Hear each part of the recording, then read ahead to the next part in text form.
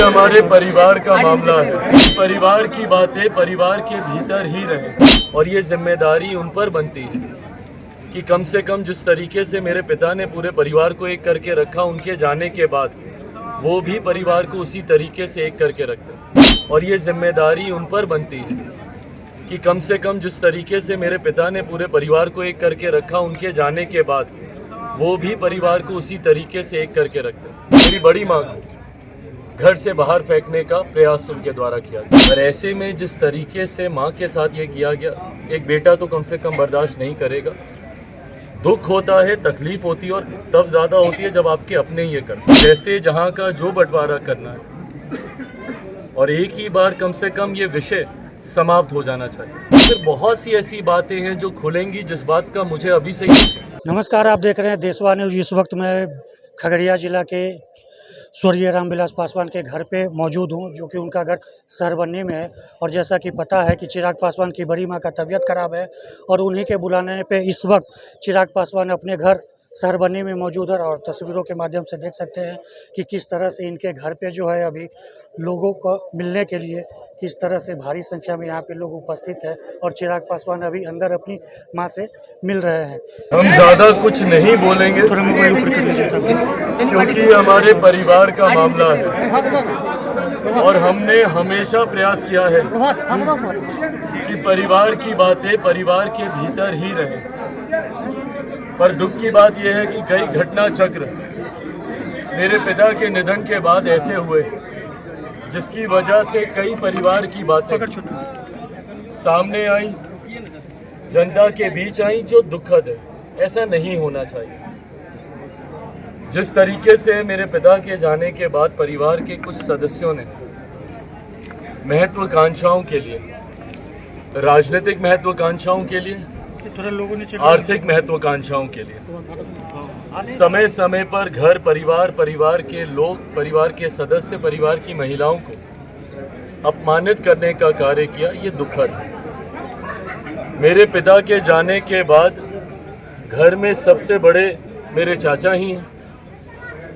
उनकी ये जिम्मेदारी बनती थी कि जिस तरीके से मेरे पिता ने पूरे घर को, पूरे परिवार को एकजुट करके रखा।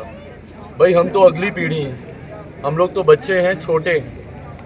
मेरे पिता की पीढ़ी के वही हैं और ये जिम्मेदारी उन पर बनती है कि कम से कम जिस तरीके से मेरे पिता ने पूरे परिवार को एक करके रखा, उनके जाने के बाद वो भी परिवार को उसी तरीके से एक करके रखते हैं। पर दुख इस बात का कि अपनी महत्वाकांक्षाओं के लिए, पहले राजनीतिक महत्वाकांक्षाओं के लिए मुझे मेरी माँ को घर से बाहर किया, दिल्ली वाले घर से बेदखल करवाया और उसके बाद अब अपनी आर्थिक महत्वाकांक्षाओं के लिए मेरी बड़ी माँ को घर से बाहर फेंकने का प्रयास उनके द्वारा किया गया, उनके परिवार के द्वारा किया गया, मेरी चाचियों के द्वारा किया गया। जिस तरीके से आकर माँ का सामान बाहर फेंकना, उम्र दराज है वो, ऐसे में जिस तरीके से उस दिन उनको सदमा लगा, ऑक्सीजन चढ़ा, पानी चढ़ा, अब उनकी वो उम्र नहीं है कि वो इस तरीके की चीज़ों को बर्दाश्त कर पाए।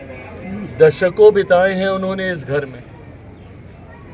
आज मेरे पिता के जाने के बाद मैं इस जिम्मेदारी का एहसास रखता हूँ कि मेरी माँ का मैं ध्यान रखूँ। उनसे ज़्यादा यहाँ गांव में आने का मैं प्रयास करता हूँ। समय समय पर एक बेटे का जो फ़र्ज़ हो सकता है वो मैं निभाने का मैं प्रयास करता हूँ। पर रिश्ता मेरे चाचा चाचियों का भी है। पर ऐसे में जिस तरीके से माँ के साथ ये किया गया, एक बेटा तो कम से कम बर्दाश्त नहीं करेगा। दुख होता है, तकलीफ होती है और तब ज़्यादा होती है जब आपके अपने ये करते हैं। पर ठीक है, मुझसे उम्र में बड़े हैं, चाचा हूँ, चाची हूँ। रिश्ते की मर्यादा ये कहती है कि मैं उनके बारे में कुछ ना कहूँ। बट हाँ, अगर अब वो ये तक चाहते हैं, मैं कभी नहीं चाहता था, पर अब अगर जैसा चाची ने आके कहा कि बंटवारा होना चाहिए, अब अगर वो ये भी चाहते हैं तो ठीक है, उसके लिए वो पहल करें। जैसे जहाँ का जो बंटवारा करना है और एक ही बार कम से कम ये विषय समाप्त हो जाना चाहिए।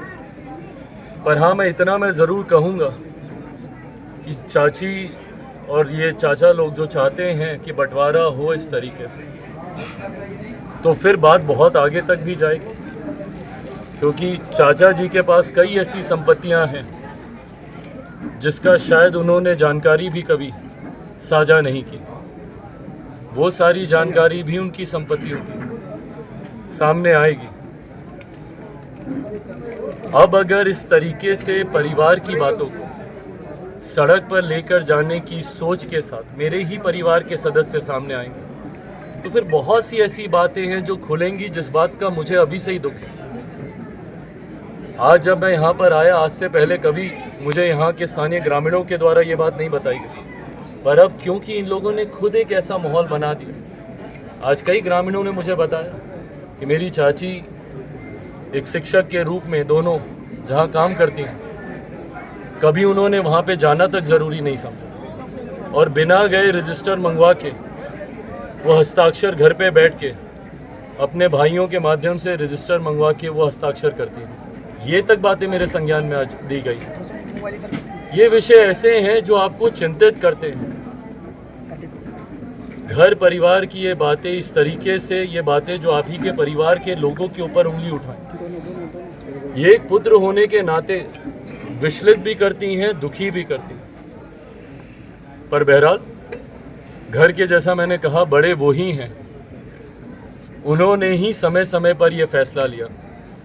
परिवार से मुझे अलग करने का फैसला उनका था, घर से मुझे निकालने का फैसला उनका था, मेरे मुंह पे घर के दरवाजे को बंद करके घंटों तक मुझे सड़क पे खड़े करके रखने का फैसला उनका था, मेरी ही पार्टी से मुझे बाहर निकालने का फैसला उनका था, मेरे पिता के द्वारा बनाई गई पार्टी का नामो निशान मिटा देने का फैसला उनका था।